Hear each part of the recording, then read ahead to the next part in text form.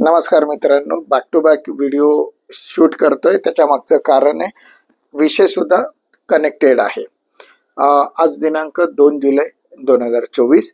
मित्रांनो, युनिट्स मध्ये कन्वर्ट झाल्यानंतर NAV कशी कॅल्क्युलेट होते आणि NAV कशी वर्क होते यावर बघूया.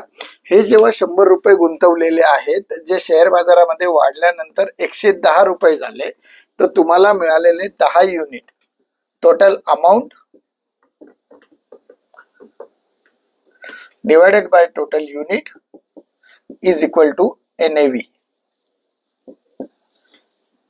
ओके, ही NAV जाईल 11 रुपये.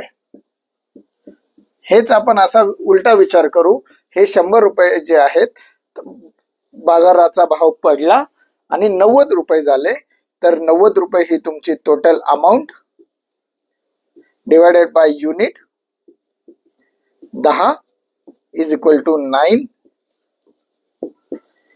ही झाली तुमची NAV. म्हणजे समजा 1 तारखेला ज्याने पैसे टाकले, त्यात 1 तारखेचा बाजारभाव वाढला, तुम्हाला युनिट अलोकेट झाले, बाजारभाव वाढला, तुमच्या 100 रुपयाचे 110 रुपये झाले, तर तुमची NAV होईल 11 रुपये. बाजारभाव पडला, 90 रुपये झाले, तर तुमची NAV होईल 9 रुपये. 1 रुपयाचं हे उदाहरण घेतलेलं आहे. एवढा मोठ्या प्रमाणामध्ये NAV मध्ये ड्रास्टिक चेंज येत नाही, हे तुमच्या माहितीसाठी सोपं उदाहरण म्हणून घेतलेलं आहे. आज इथंच थांबूया. स्वाभिमानाने बोलूया. मी मध्यम मुलगी. नमस्कार. जय हिंद, जय महाराष्ट्र.